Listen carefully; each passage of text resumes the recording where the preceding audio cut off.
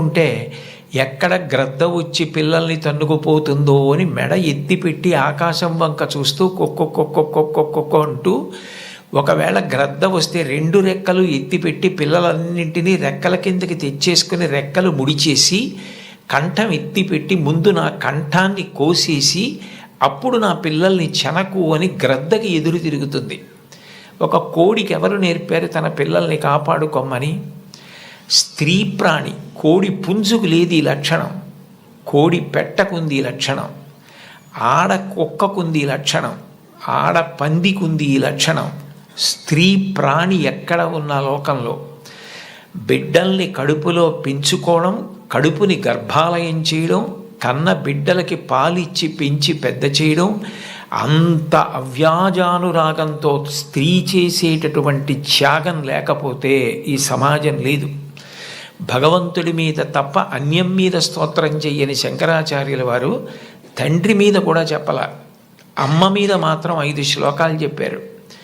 5 శ్లోకాల్లో ఒక శ్లోకంలో అంటారు, ఆస్తాం తావదీయం ప్రసూతి సమయే దుర్వార శూలవ్యధ నైరుచ్యం తనుశోషణం మలమయీ శయ్యాచ సంవత్సరి ఏకస్యాపి నగర్భభారణ భరక్లేశస్య యస్య క్షమః దాతుం నిష్కృతి ఉన్నతోపి తనయత్తస్యై జనన్యై నమః అంటారు.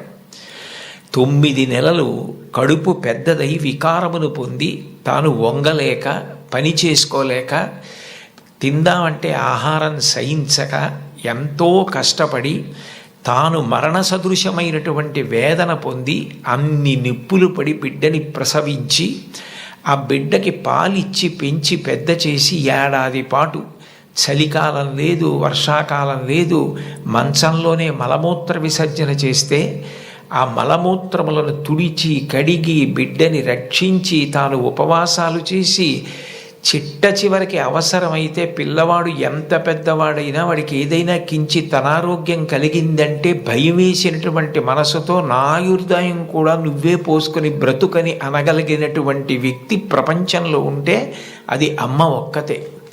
అందుకే అమ్మ లాంటి ప్రాణి లోకంలో లేదు. శాస్త్రాలు కూడా మొట్టమొదటి నమస్కారం ఎవరికి చేయించాయి అంటే మాతృదేవో భవ.